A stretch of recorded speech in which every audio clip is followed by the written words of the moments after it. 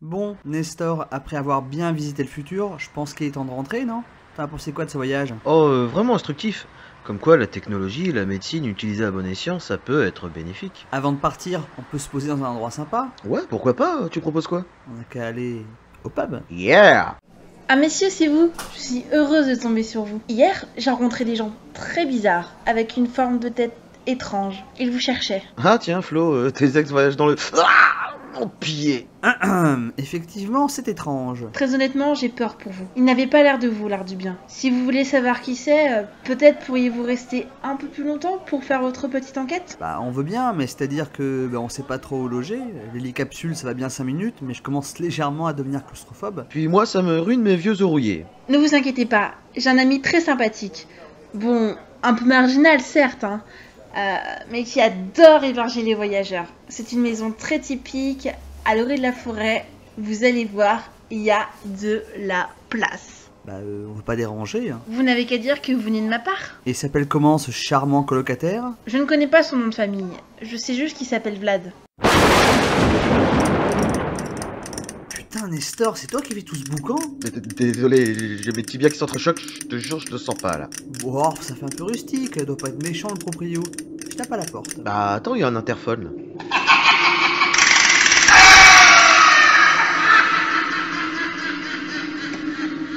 Ah, nom de Dieu, mais j'étais bien mieux au fond de mon cercueil. Bonsoir, messieurs. Je vous attendais. Entrez dans mon humble demeure. Putain, non mais attends là, mais comment il sait qu'on arrivait? Ouais bon allez, c'est bon, on se casse. Mais déstresse-toi, c'est juste un original, il a voulu nous faire une blague. Ah bah, pour la première fois de ma vie, j'ai trouvé un type moins drôle que Kev Adams alors. Waouh, mais c'est méga grand. Par contre, ça fait un moment qu'il a pas passé le balai. Bonsoir, messieurs. Comment allez-vous? Excusez-nous, hein, on vous entend mais on vous voit pas. Vous ne me voyez pas, mais pourtant je suis là. Vlad Dracul à votre service. Enchanté, monsieur Dracul, moi c'est Flo et voici mon vieil ami Nestor. Oh mais oui, je sais qui vous êtes. Mon ami m'a montré vos vidéos sur internet. Très drôle, mais je suis triste que vous n'ayez pas évoqué un sujet qui me tient particulièrement à cœur. C'est-à-dire? Pourquoi ne pas avoir parlé des vampires? Des vampires? Oups, pardonnez-moi, mais je crois que mon ami vient de faire un malaise.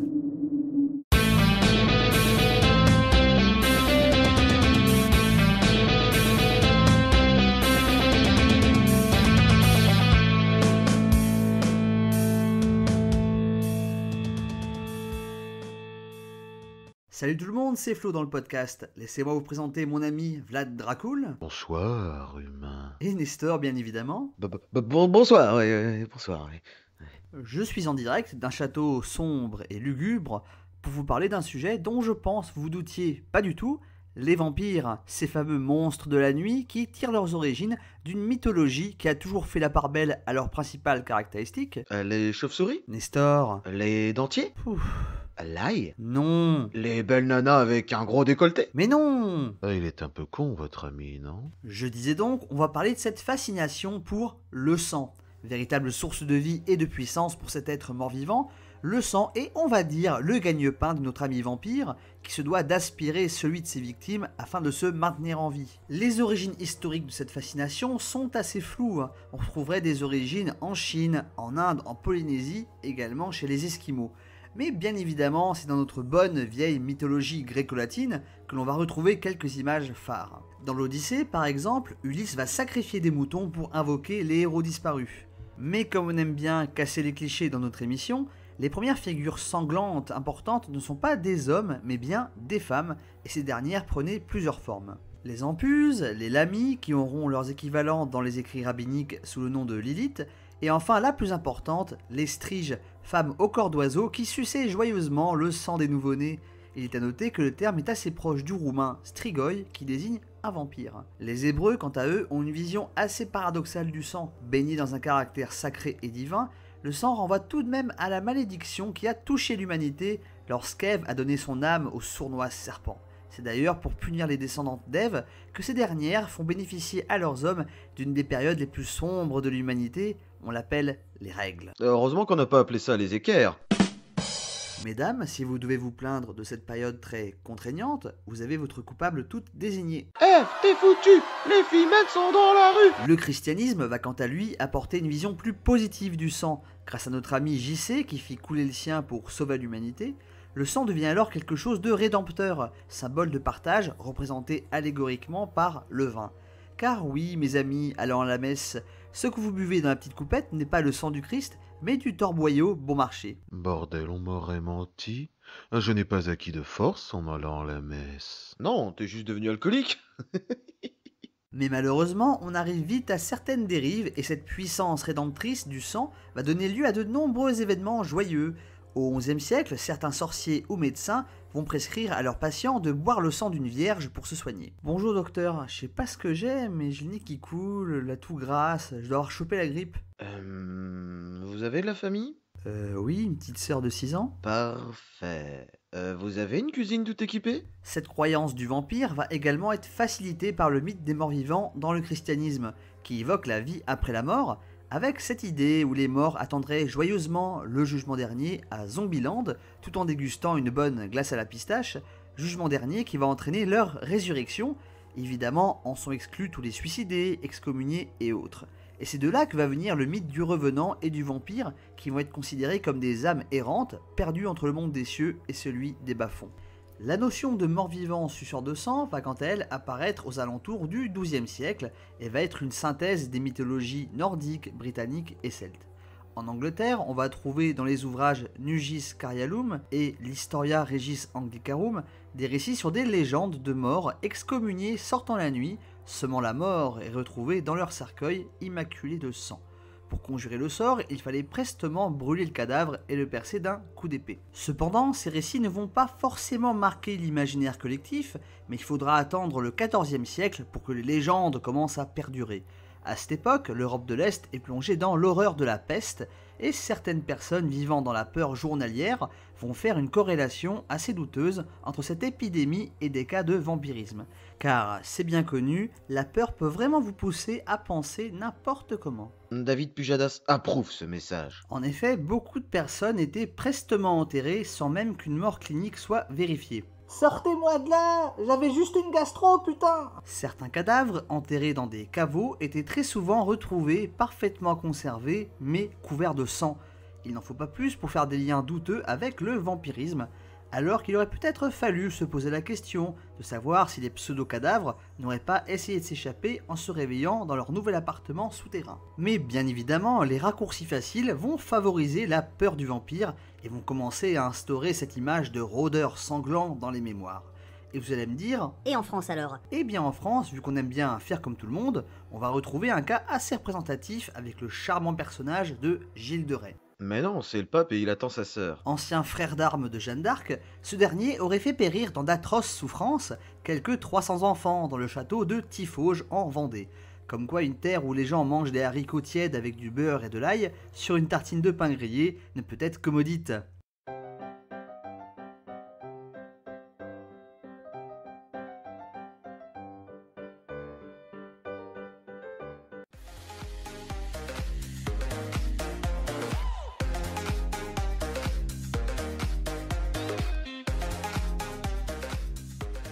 Mais bien évidemment, la figure emblématique du XVe siècle, celui que vous attendez tous, le champion incontesté toute catégorie, eh bien c'est notre bon Nestor qui va nous le narrer. Mon petit Nestor, c'est à toi. Bien évidemment, tout le monde connaît le célèbre Dracula, plus connu sous le nom de Vlad IV ayant vécu au XVe siècle. Ce dernier est un personnage important de l'histoire roumaine.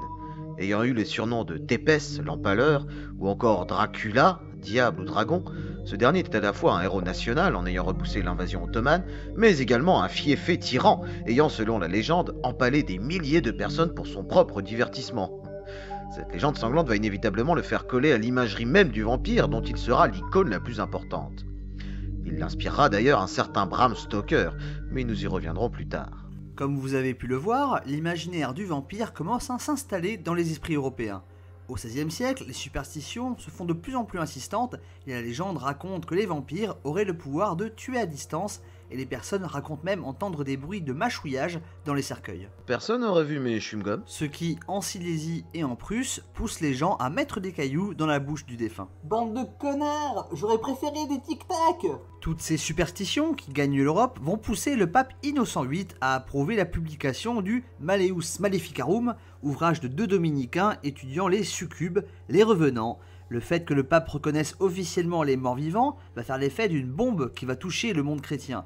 Mais une fois n'est pas coutume, le grand tournant idéologique sur les vampires va nous provenir de Suisse. Nous, les vampires suisses, on en avait marre de sucer des vaches pour boire du chocolat. Alors on s'est mis à sucer des gens. C'est bien plus nourrissant. Suisse, d'où nous provient le calvinisme, religion qui ne reconnaît pas le purgatoire, antichambre entre l'enfer et le paradis, d'où proviendraient les âmes errantes des vampires.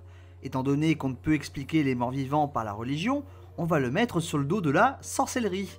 Et c'est en 1581 que le calviniste Lavater publie son traité sur les spectres et esprits, dans lequel il explique que les revenants ne sont pas des esprits, mais des démons ayant pris l'apparence des défunts. C'est vrai qu'entre un esprit et une grosse bébête, on se demande bien quelle version est la plus efficace pour faire flipper. Maintenant que la partie occidentale de l'Europe est touchée, il ne reste plus qu'à l'Orient d'être contaminé. Pourtant, les vampires ne peuvent pas jouer de biniou. Pour nous excuser de toutes ces blagues pourries, voici la vidéo de Deux chats qui chantent.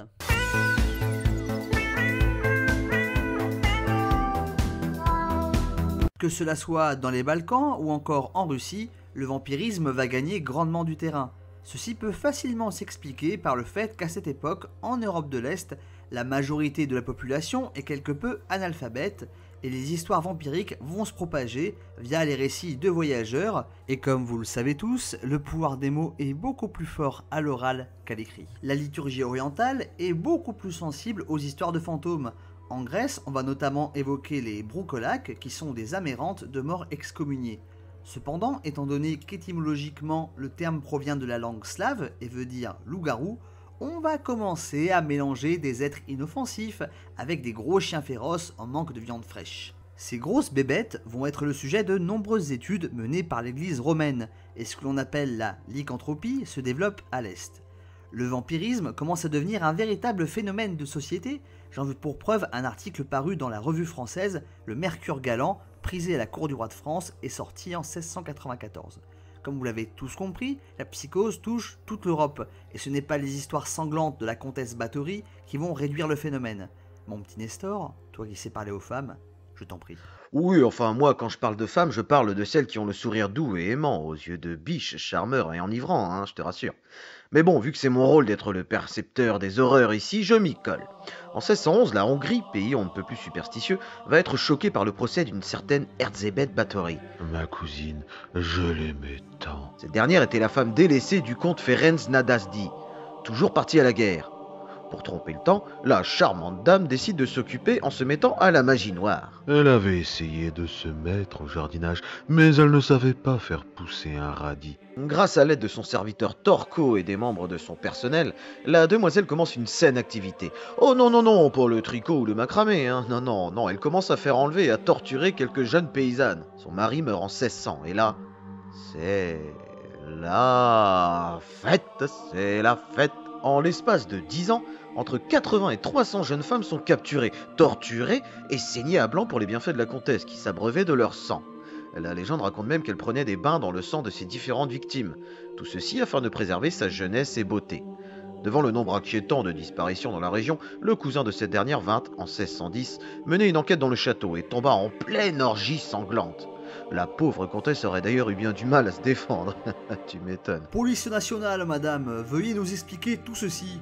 Sauvée de la peine de mort grâce à ses liens avec la famille royale, la comtesse se vit emmurée vivante dans son château.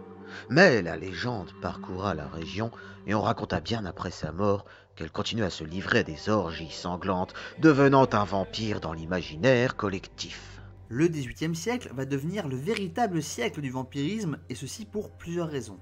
Tout d'abord, en 710, la Prusse orientale subit de plein fouet une nouvelle épidémie de peste très violente. La psychose battant son plein, on en venait même à ouvrir les tombeaux de présumés vampires pour les libérer de leur malédiction. De plus, des cas très particuliers vont faire grand bruit au sein de l'Europe entière.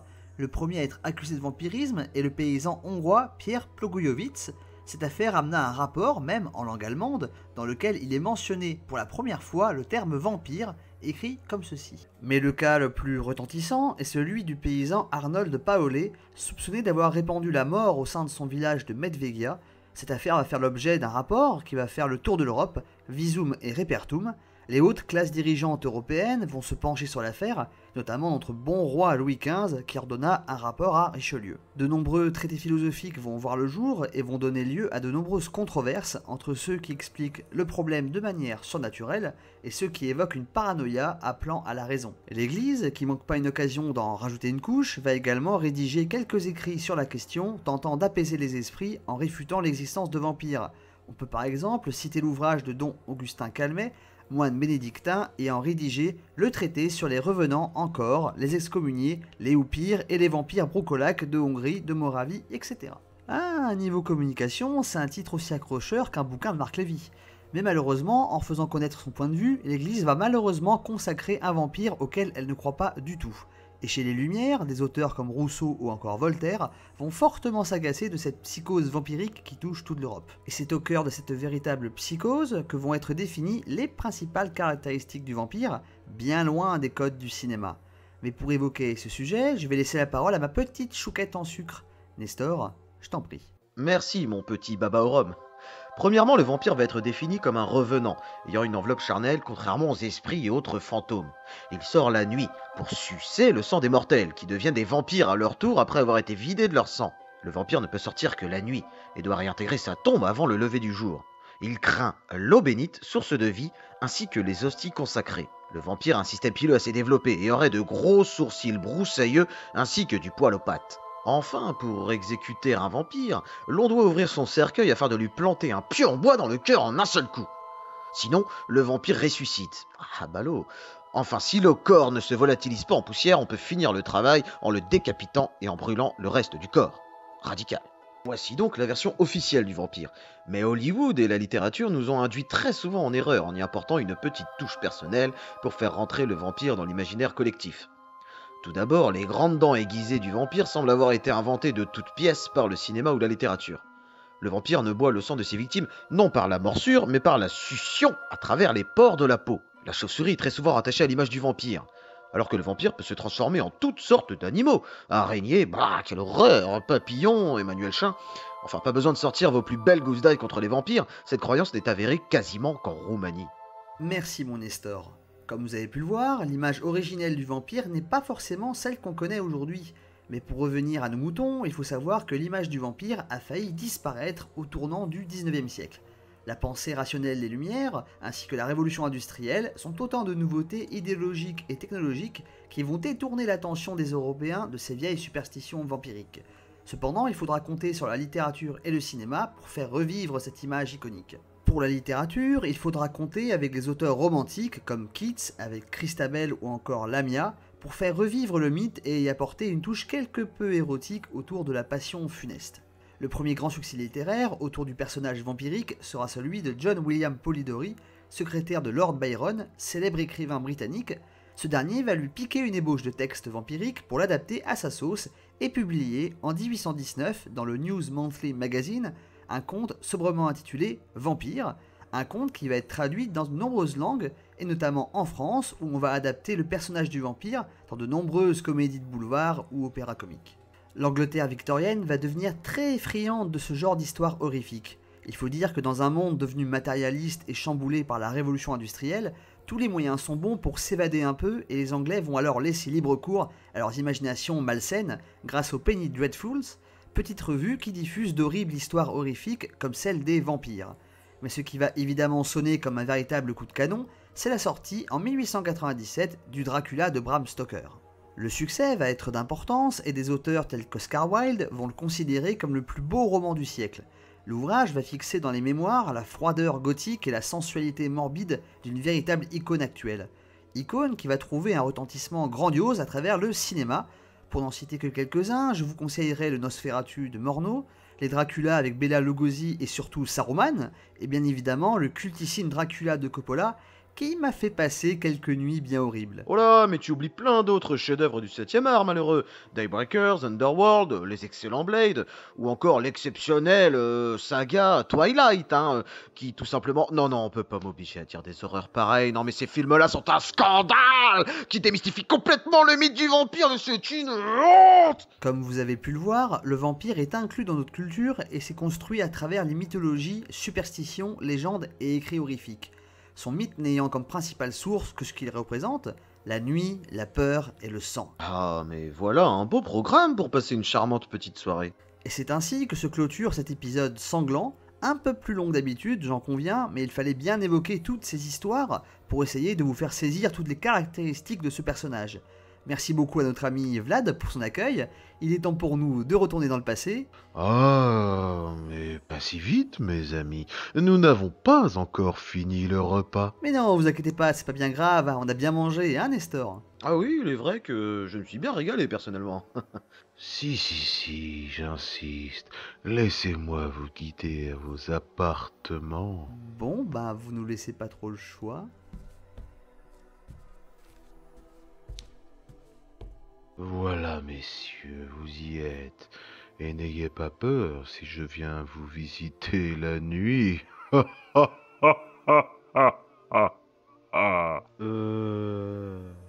ouais, ça annonce pas mal cette coloc.